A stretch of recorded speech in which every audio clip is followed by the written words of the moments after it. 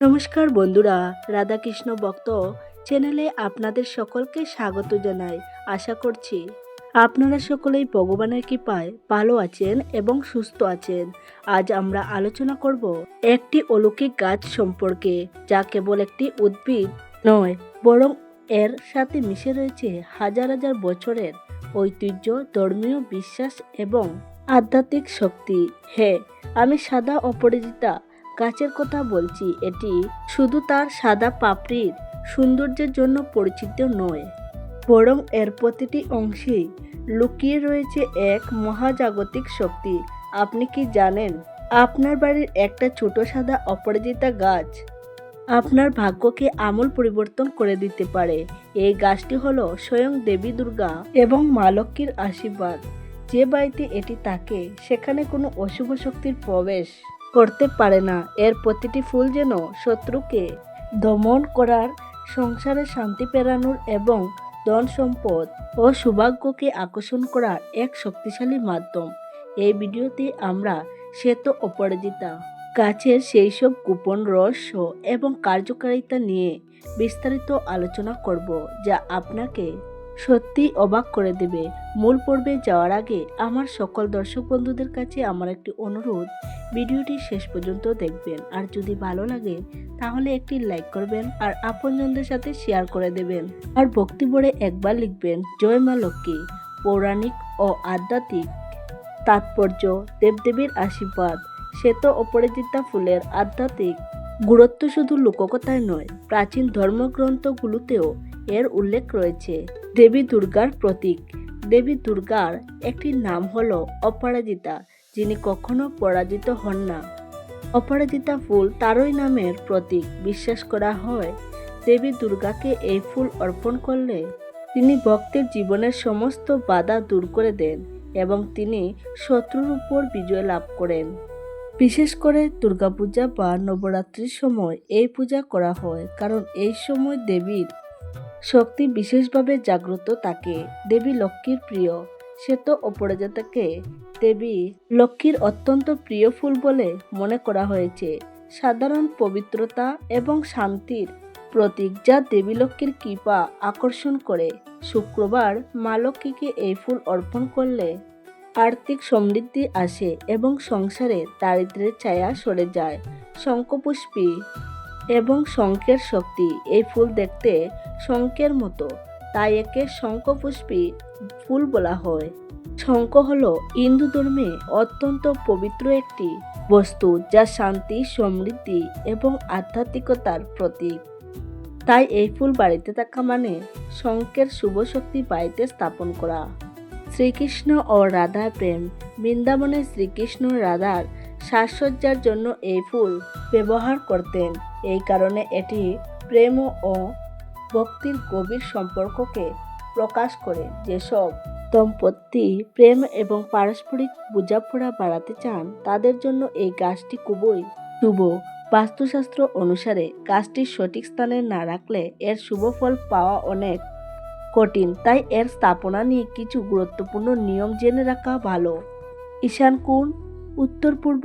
বাস্তুমতে বাড়ির উত্তর পূর্ব কোণ হলো দেবদেবীর স্থান। এই কোণে শ্বেত অপরাজিতা গাছ রাখলে সব থেকে ভালো ফল পাওয়া যায়। এটি কেবল আর্থিক সমৃদ্ধি বাড়ায় না, বরং বাড়ির সদস্যদের মধ্যে মানসিক শান্তি এবং সৌহার্দ্য বজায় রাখে। প্রধান প্রবেশদ্বার। বাড়ির মূল প্রবেশদ্বারের ডান দিকে এই গাছ রাখলে সব রকম নেতিবাচক শক্তিকে দূরে রাখে। এটি আপনার বাড়ির জন্য একটি শক্তিশালী রক্ষা কবচ হিসেবে কাজ করে, যা কোনো অশুভ শক্তিকে প্রবেশ করতে দেয় না। দক্ষিণ পশ্চিম কোণ। নৈতিক কোণ। এই কোণটি শনির দিক হিসেবে পরিচিত।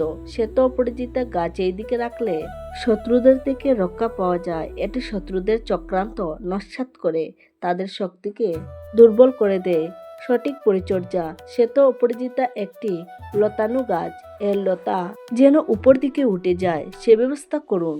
লতা যত উপরে উঠবে, আপনার জীবনেও ততই উন্নতি আসবে। গাছটি গুড়ার মাটি সবসময় পরিষ্কার রাখতে হবে, কারণ নোংরা স্থানে শুভ শক্তির স্থায়ী হয় না। আপনার বাড়িতে শ্বেত অপরাজিতা গাছ থাকলে কি আশ্চর্যজনক পরিবর্তন আসতে পারে তা জেনে নিন। আর্থিক সমৃদ্ধি। এই গাছ দেবী লক্ষ্মীর কৃপা আকর্ষণ করে, ফলে বাড়িতে আর্থিক সংকট দূর হয় এবং অপ্রত্যাশিত উপায়েও অর্থ লাভ হয়। এটি ব্যবসাতেও সাফল্য নিয়ে আসে। পারিবারিক সুখ। এটি পরিবারের সদস্যদের মধ্যে ভালোবাসা এবং বোঝাপড়া বাড়ায়। দাম্পত্য জীবনে মধুরতা আসে এবং সম্পর্ক আরও দৃঢ় হয়।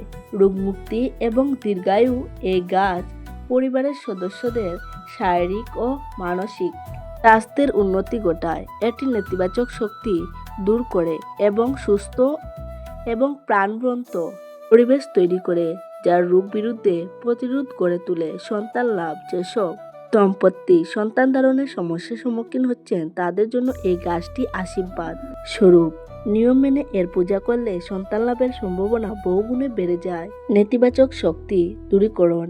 এই গাছ নেতিবাচক শক্তি যেমন কুদৃষ্টি, কালো জাদু, ভূত প্রেত প্রভাব ইত্যাদি থেকে আপনার বাড়িকে রক্ষা করে এবং আপনার পরিবারের সদস্যদেরও রক্ষা করে। এটি আপনার বাড়িকে একটি নিরাপদ এবং সুরক্ষিত স্থানে পরিণত করে।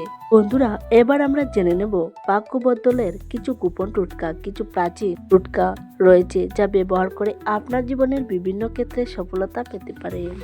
অর্থ লাভ। প্রতি শুক্রবার মা লক্ষ্মীর সামনে শ্বেত অপরাজিতা ফুল রেখে মন্ত্রপাঠ করুন। এটি আপনার অর্থভাগ্যকে বাড়িয়ে দেবে। মন্ত্রটি হলো ওম শ্রীম মহালক্ষ্মী নমঃ। আবার বলছি, ওম শ্রীম মহালক্ষ্মী নমঃ। এরপর অশুভ শক্তি থেকে মুক্তি। শনিবার দিন শ্বেত অপরাজিতা গাছের মূল কেটে এনে বাড়ির প্রবেশদ্বারে একটি লাল সুতো দিয়ে বেঁধে দিন। এটি আপনার বাড়িকে সব প্রকার নেতিবাচক শক্তি থেকে রক্ষা করবে। সন্তান লাভ। কোনো পূর্ণিমার রাতে দম্পতি একসাথে এই গাছের ফুল দিয়ে ভগবানের কাছে প্রার্থনা করলে সন্তান লাভের সম্ভাবনা বেড়ে যায়। ভাগ্যের উন্নতি। পূর্ণিমার রাতে একটি শ্বেত অপরাজিতা ফুল কোন প্রবাহিত নদীতে বা পুকুরে ভাসিয়ে দিন। এটি আপনার জীবনের সব বাধা দূর করে দেয় এবং ভাগ্যের দুয়ার খুলে দেয়। বন্ধুরা, শ্বেত অপরাজিতা কেবল একটি গাছ নয়, এটি একটি শক্তি এবং আশীর্বাদের উৎস। এটি বাড়িতে থাকা মানেই দেবী দুর্গা ও লক্ষ্মী দেবীর কৃপা আপনার উপর সর্বদা বর্ষিত হবে। তাই যদি এখনো আপনার বাড়িতে এই গাছটি না থেকে থাকে তাহলে আজ এই গাছটি লাগান। দেখুন কিভাবে আপনার জীবন থেকে অশান্তি, দারিদ্রতা এবং অশুভ শক্তি চিরতরে বিদায় নেয়। গাছপালা আমাদের পরিবেশের অবিচ্ছেদ্য অংশ।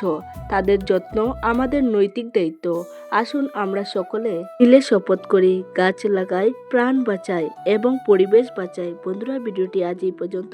আপনাদের যদি ভালো লেগে থাকে তাহলে একটি লাইক করবেন আর আপনজনদের সাথে শেয়ার করতে ভুলবেন না। নমস্কার, ধন্যবাদ।